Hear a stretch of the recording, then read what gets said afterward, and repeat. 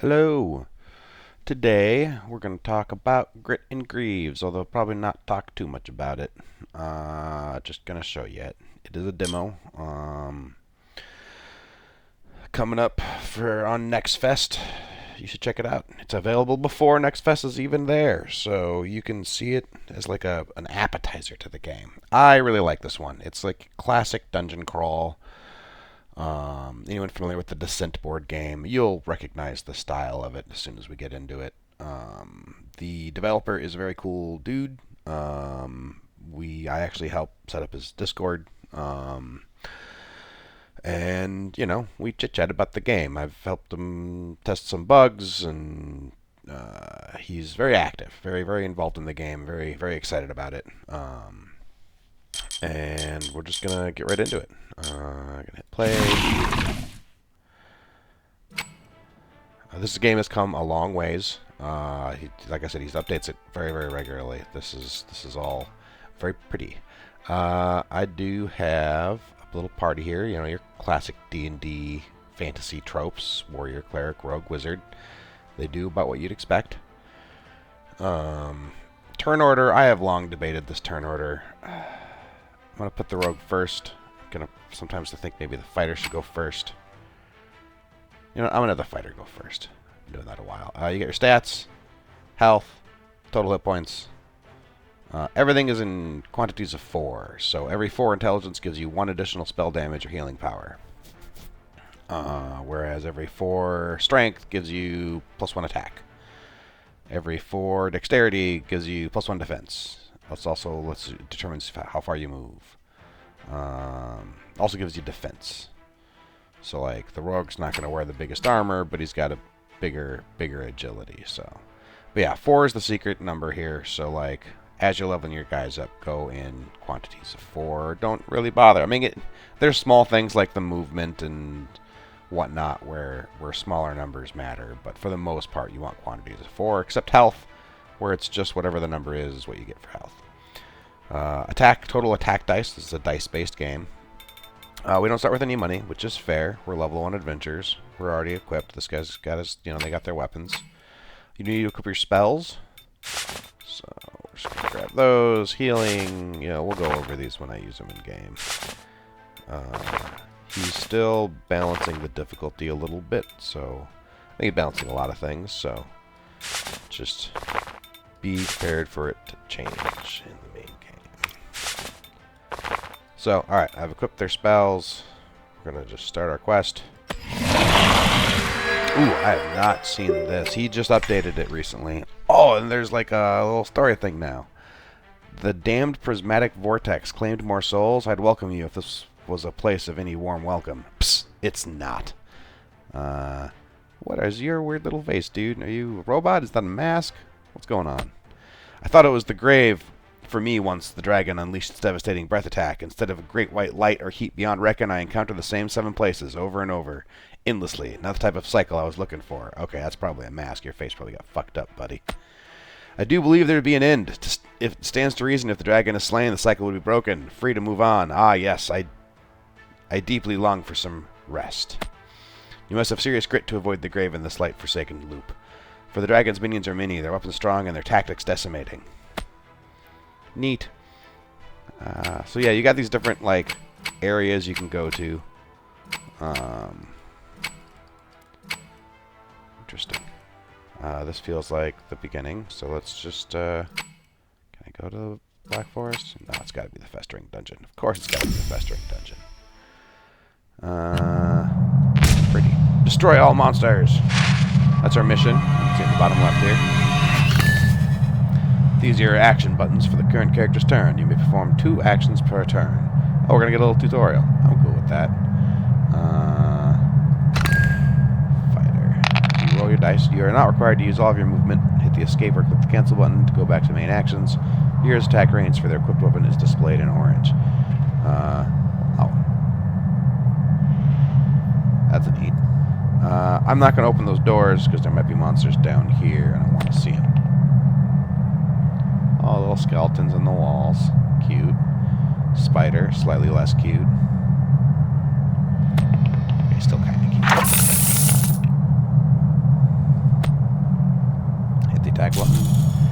dice to determine if you hit. I did 1 hit. They got no defense. It dies. Achievement unlocked. Disarm 1 tracked. You disarmed 1 track. Oh, so I'm going to get some of these. Yeah, I'm going to get a bunch of achievements now because I've played the demo quite a bit. So we're just going to sit back and watch me receive all of my achievements. There may be spoilers here.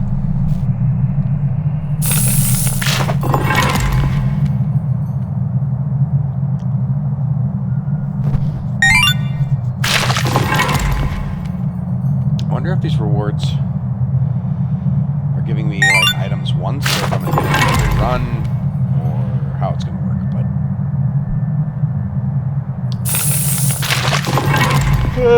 well, we're going to be here a little bit. I've played this game a fair amount. Granted, I do kind of just keep doing the same loop in it, so you do get items which you can access by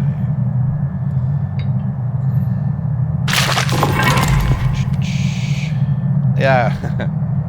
I love sneaking attacking.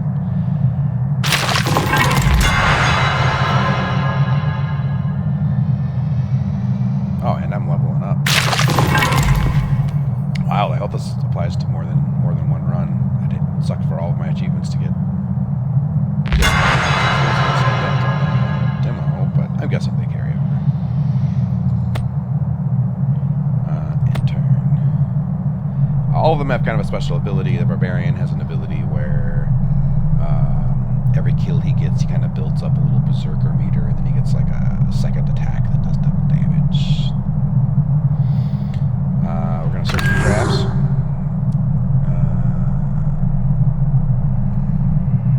Previously searched areas will show up as dark blue on your minimap. Cool. So yeah, that's been searched. I search pretty much everywhere because you get a little bit of XP for finding a trap.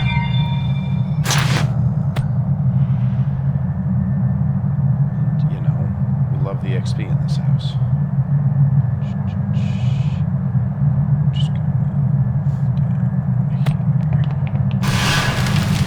That's a wandering monster. That's unfortunate. Yeah, you can just kind of trigger them. They're not really technically a trap. It's just, you know, keeps things fresh. You can never quite 100% rely on a room being safe.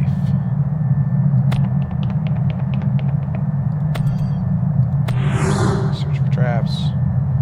Don't see any. You can't interrupt your movement, so she had more movement left.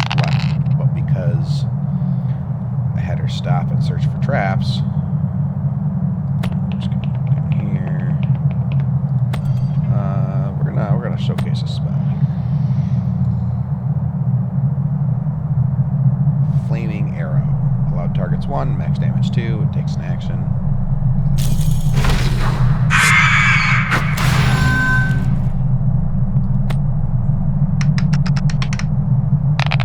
So I missed.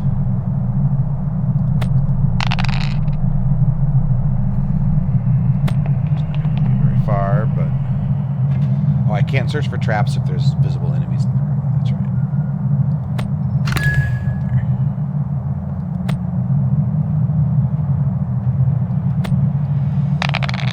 So I'm gonna loop around here because so if it's targeting me, I can't sneak attack it. It'll have to go in here. Got the dash off anyway.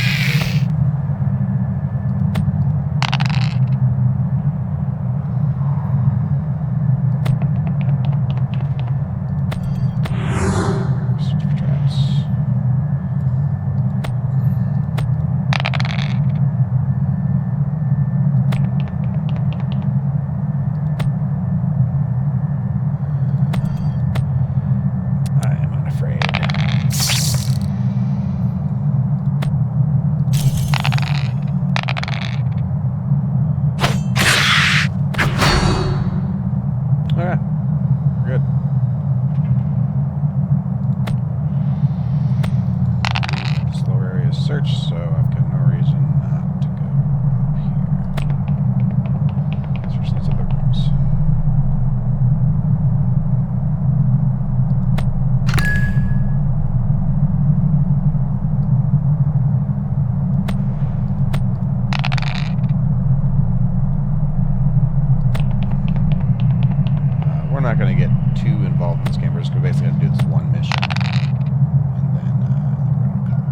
I know I say that all of the time when I'm doing these, showcasing these games. But this time it is true. I really will not just play for 20 missions and make this a 3-hour-long video. I could. All you have to do is ask, and I will do it. But,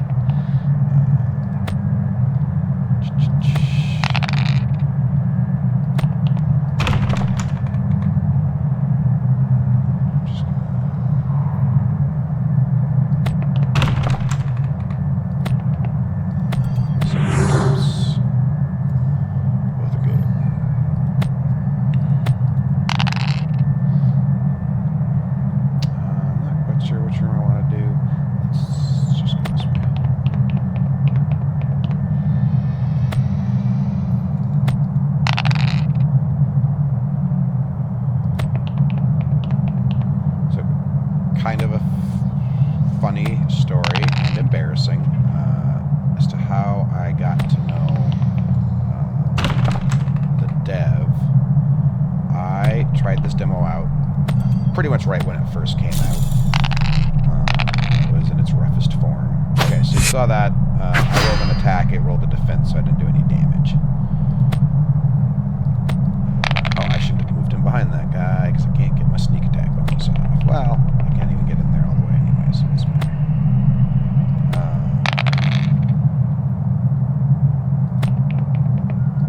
She's got spells too, by the way. Healing into Stone Skin, increased defense by 4 for 3 rounds, increased attack by 2 for 3 rounds. This one's super useful. Hides an ally as an inanimate object for 4 rounds. So, like, say this guy is up here and there's like 1 million guys in here. I could make it so he looks like a potted plant or something. And then they won't attack him, and the rest of us behind him would be safe because he blocks access to us. It's pretty neat. But for today, we're mostly just things.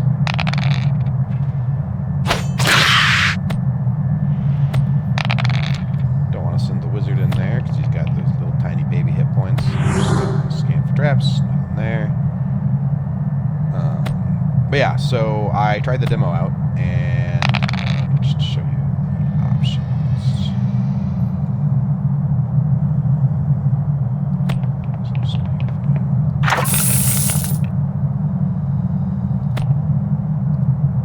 And I went to options, and I don't even remember what I did. I changed something in the options, maybe my screen settings. And then I hit, the only options back then was save and quit, and I think there was like a little X up here or something. I don't remember, it wasn't super clear. But so like I chose the options, and there was like one button down. Oh, there's save and quit, game manual, and then I think you had to escape to back out. There was no obvious way. I hit save and quit, and I thought it would save my game and return me to, like, it was what I needed to do to save and go back to playing the game. So I hit it, and it, of course, saved the game and exited me to my desktop.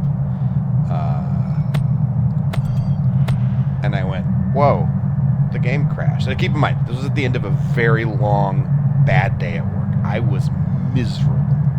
And I just was trying to play like a mindless demo and not think about anything. I wanted to check this thing out for a while, so I did. So I loaded the game back up, and I changed the settings again. And then I hit save and quit, expecting to get put back into the game, and it kicked me out to the desktop. And then after a little while, I got like mad.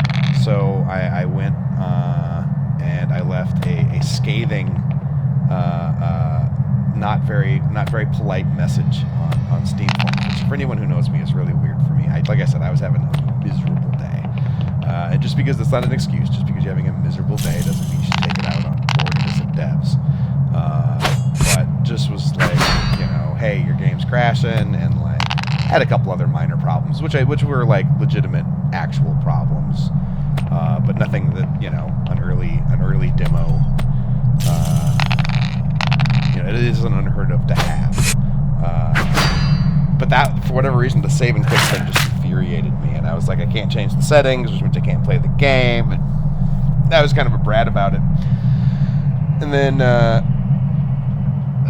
the dev came on and was incredibly helpful and incredibly polite, and sat and troubleshooted with me for a while before, after the warrior kills 3 enemies, his berserk action becomes available.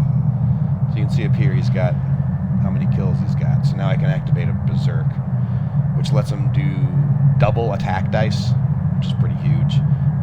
And if I start next to an enemy, one thing I love about it is if I start surrounded by enemies, I can attack with my regular attack and attack with my berserk attack, because you can only do one type of attack action, like,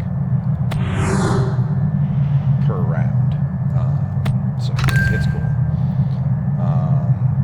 He's been webbed. He can't move. Theoretically, I could. It's just negative 24 movement, so if I got some bonkers amount of movement, I can disarm the web. I had to try. He's not going to be able to move, I think, even at max movement, yeah. Negative 4. So if I'd rolled max movement, I could have, like, moved 1 or 2 squares. He's just going to sit tight. Yeah, and after a while of working with me, he actually, I was like, he had me send a screenshot, and I was like, well, I don't like doing that over Steam. Can I just go to your Discord? And he didn't have a Discord set up at that point.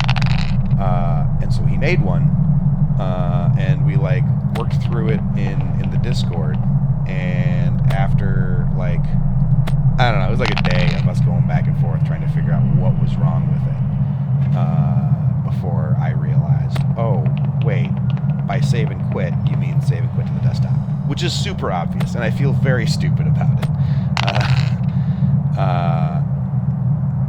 Don't be a jerk. That's the lesson. Don't be a jerk, and don't, like, jump to conclusions when you're super tired. So I apologize profusely. And in the course of us working together, a couple people, like, had joined the Discord, and just a rat. We might as well showcase the cool stuff here. We'll cast Polymorph. Can't really, yeah, see, I'm a giant pot. They don't want to attack a giant pot. It'll give time for it. Normally, if I was doing this super careful, I'd have lined all my guys up behind the door and then opened it all at once. But it's the first level, and I kind of want to show off some stuff. So, can I shoot through here? I'm curious. Yeah, I can. Neat. Let's shoot over the pot.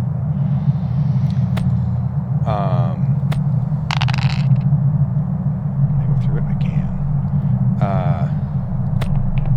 Stick him here, so he's kind of blocking that spider from doing anything mean. And I felt so bad, so stupid. The power of Grayskull I found on the floor of this Grayskull. The voice I like. He's added a lot since I last played. I was like, hey, you know, I've managed communities on Discord before. I'm not like a super pro when it comes to community management or whatever, but if you want, I can help set up your Discord. So we worked together to get his Discord set up, and, like, all the proper permissions and all the fun Discord stuff. And now I am, like, helping out where I can, because he's a cool guy and this is a cool game. It's kind of up my alley. It's great. It's a great after-work game for me. Starting out, especially since I know the genre, and I'm kind of good at these kind of games. Not great, but, you know, better than average. Oh no, I got bit. Initially, I generally find this stuff pretty easy, but every now and then, like, the later levels can get a lot more bad guys. That I don't think matters now. Inventory, you know, it's about what you'd expect. My equipment, my backpack, quick slot items I can use right away. Yeah, I can't level up in here. You level up in between missions.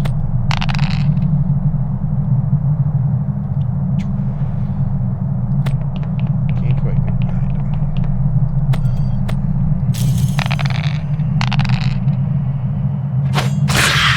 Okay, so we finished the level. We killed all the baddies.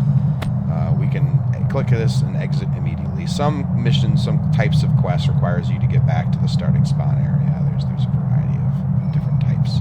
Kill all the monsters is just kind of the basic one. I think this shows how much gold I'm going to get as a reward for it being completed. One neat thing, so I don't want to leave right away because I've got treasure chests and stuff to loot.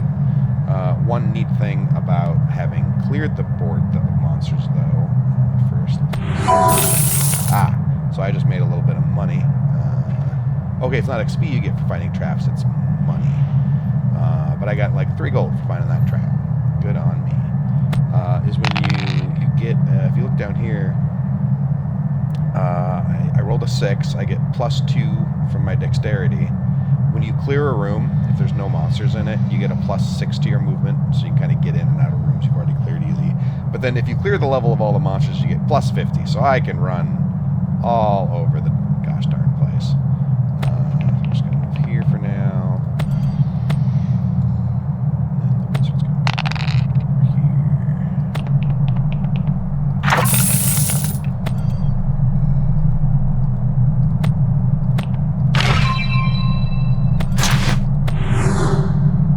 This room's clear. This guy is over here. Okay, I just got the wrong trap. And he's the only one who can discard traps, or thief over here. Rogue, whatever you want to call him. He failed, which means he took damage from triggering the trap. Let's just show off some spells. Healing. I'm just going to go through to him. This is based off dexterity. You need to roll a 6 on the die. So, yeah, okay. So finding it gives you gold, disarming it gives you XP. And then I'm going to hit this because there's probably...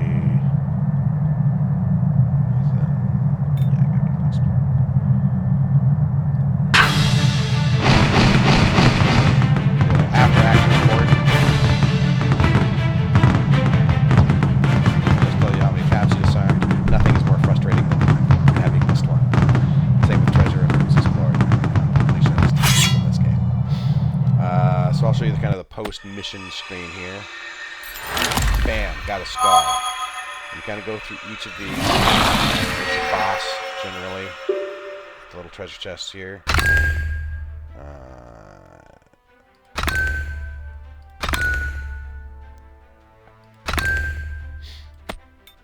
Then you level up. I got 3 available points. Oh, wow, I leveled up a bunch. Oh, because of the achievements. Yeah, I wonder how that works in future playthroughs. I'm not going to worry about it right now. I'm going to bump his agility up, get that 4, so he raises his defense. This guy I will never worry about intelligence on. I've got 2 more points. I like a strong barbarian, so not doing too much. Maybe it's in helping his range or something at that point, but not doing too much until this gets to 8. Rogue, get his strength up. And then I like his agility to be high, because this is their dexterity to be high, because that's what, you know, for disarming traps. Oh, and her, yeah, let's bump her intelligence up, just 1, and then we're just gonna do, I'll do her kind of balanced, typically.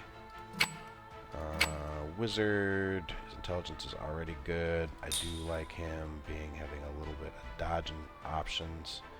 We're gonna get his intelligence up to 8 pretty fast. Alright, you gotta re-equip the spells you used. And then, yes, you can change turn order. So, things you can sell, items you can do.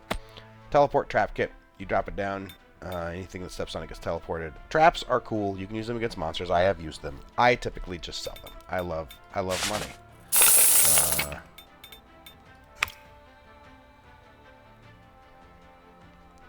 15% critical chance for 1 round. Pretty cool, but I love money.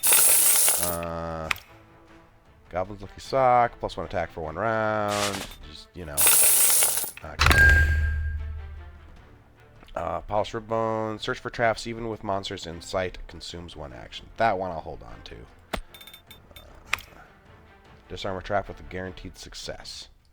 That I'll hold on to because it allows... I'm pretty sure it allows a non-stabby to disarm traps. Exchange places with a giant rat. Just want the money. Scroll of Web, casting chance 16.7, because my barbarian's an idiot. Decrease move range by 24.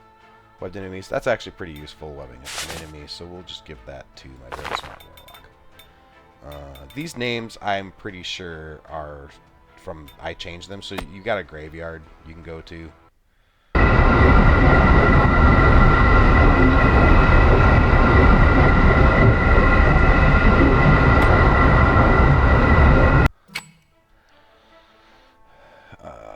And I was changing up the names a little bit. And then you buy items.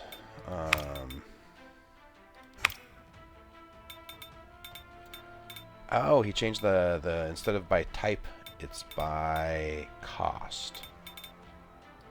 That's kind of cool. Maybe I'll recommend that becomes a toggle. I kind of prefer it by type, I think, because then I can kind of look at all the weapons and plan out which weapons I want to get them or what spells I want to get them. It's just a preference thing. I think I prefer it by type. Yeah, you get weapons. You kind of saw, if you noticed with my warlock, he's a wizard.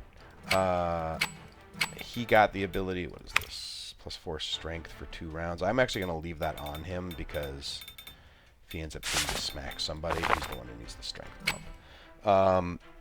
But yeah, he can attack diagonally, whereas everybody else can just shoot, attack things next to them. That's because of his weapon stats. Each of the stats have their own kind of thing going on. Attack 3, allowed targets 1, minimum range 1. That's melee. No diagonal attack, no two-handed. Whereas his quarterstaff has diagonal attack, yes, and two-handed, yes. Some of the other weapons get kind of, yeah, these are spells. Yeah, you get a shield for your guys. This shows who can equip it. Anyone can have a little basic buckler. Dagger. Pretty cool. You get to the more expensive stuff. It gets bonkers. Diagonal attack, no. Two-handed, yes. Critical hit dice 1. Critical hit chance 5%. I'm not gonna go too deeply into that stuff. It's neat. There's the dice are represented in every are used in all of these things. You roll a d20, unless it's changed. But the last time I played the demo, you roll a d20. Yeah, that would be how this works. And if you roll a 20 on the d20, like along with all the other attack dice, if you roll a 20 on the d20, you crit and do double damage, which can be bonkers if you're doing like a sneak attack. I think I rolled 8 or 12 dice at one point. Eventually, if you can get a bow, reach 5, it's pretty nice to be able to shoot from afar. I think you can shoot over your guys, like they don't block your line of sight. But there is a minimum range on it of 2. So if they get close, you're going to be hurting. Quarterstaff of Zendar. Yeah, some fun stuff. And then you can buy like armor. Bumps your defense up. The bigger, cooler armor you can't give to your spellcasters. Stuff like full plate just for the warrior. It does make them vulnerable to shock. You can also buy spells, new spells for your guys. And then each of those, you saw those little treasure chests, like where the boss fights were. Those are relics, which can give you pretty major game-changing things. And then, so this is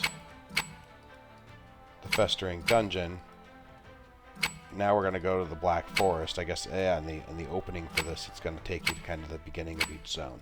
Eventually, you can go back and start working through it. Right now, it's just kind of having you check out each zone. So, you're going to go to the Black Forest. Oh, assassination. So all I got to do is kill that guy. Oh,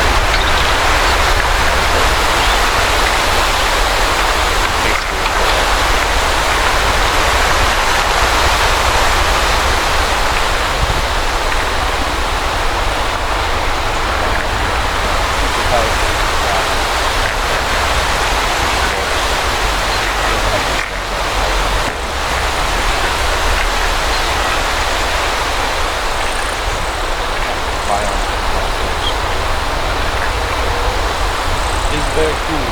I like it. Wow. Those are not good. So now I'm going to save and quit. My desktop. Even like on the bright side, me being kind of cool, just having that. He's very good about feedback. So yeah, play the game, try it out. Jump on the Discord.